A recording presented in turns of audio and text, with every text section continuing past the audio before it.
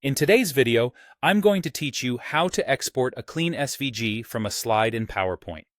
If you've ever exported artwork and found it blurry or full of jagged edges, this guide will help you get a crisp, scalable SVG that looks great at any size. Start by building your design with vector objects only. In PowerPoint, that means using native shapes, icons, or SVG graphics that you've inserted and kept as vectors. Avoid PNG and JPG images, because those are raster files. They'll embed as pixels inside your SVG and won't scale cleanly. A quick way to tell the difference is to zoom way in on your slide. If the edges stay perfectly sharp, you're likely working with vectors.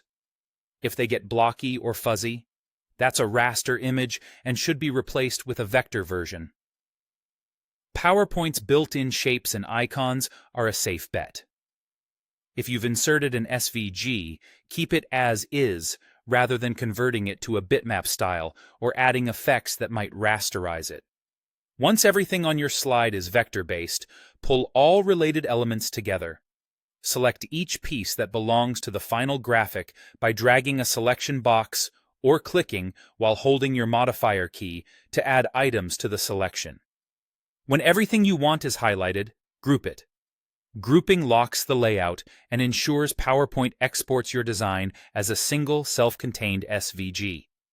This prevents pieces from shifting and keeps your structure intact.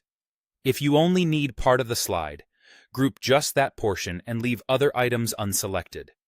With your group ready, right-click directly on the grouped artwork and choose Save as Picture. Make sure you're clicking the group itself, not the slide background. This tells PowerPoint to export only that selection rather than the entire slide. In the dialog that appears, choose a clear file name and pick a location you'll remember.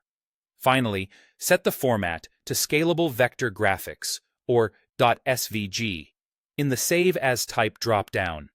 This is the key to maintaining resolution independence, small file size, and editability in many design and web tools. Confirm your choice and save. You'll get a compact, clean SVG that preserves sharp edges and smooth curves without baking in pixels. If your design uses simple fills, strokes, and shape combinations, it should translate beautifully. And that's it. Keep everything vector, group it, right-click to Save as Picture, and choose SVG. Follow this flow whenever you want a reliable, high-quality export from PowerPoint.